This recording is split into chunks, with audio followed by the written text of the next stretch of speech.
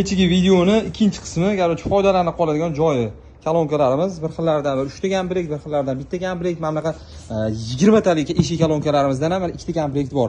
Eski narxlarni ham mabodoga tanishtirib, hozirgi paytda siz foydalanib qolsangiz, nech pulga olishga ulgurishingizni men narxlar bilan aytib o'taman. Mana shu kolonkalarni 55 dollardan sotganmiz. Hozir buni 39 dollarga sotib olsangiz bo'ladi, aka. Bunda 2 ta dona komplekt bor. 65 dollar atrofida sotilgan bu molded kolonkamiz 20 razmerli, aka. Original kolonkalar eshikning razmeriga. Atak jentralarga 16 tushadi. Buni sal kesib olish kerak. Buni aka sizga 49 dollar qilib beramiz. 2 ta komplekt bor. Mana kemod kolonkalarimiz bor, aka 29 dollar qilib beramiz. 40 dollar, 45 dollar atrofida sotilingan. Bu yerda usilitrimiz bor. Mono usilitr, bu buferga tushadi.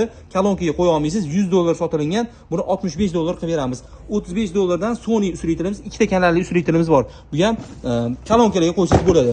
Tegida 16 razmerli Gentrani Cobalt Nexus eshigiga tushadigan kolonka 25 dollardan, aka. Bundan ham bo'lsa bir 4 ta komplekt bor ekan. Mana Hertz kolonkamizning narxini aka 29 dollar qilib beramiz. Bu yerda Uno kolonkamiz bor. Qani mana. Bu ham Hertz ekan. Buni 35 dollar qilib beramiz. Mana shu aytilgan narxida mana shu kolonkalarni sotib olishga ulgurib qolsangiz bo'ladi. Pastda nomer yozib qoldiramiz. Atak xudo xolisa aka ishlatsangiz, maza qilib ishlatasiz. Mana shu 35 dollar deganim ham mana tegida eski narx yozilgan ekan, 57 dollar sotilingan, aka. Foydalanib qoling. Ulgurib qoling.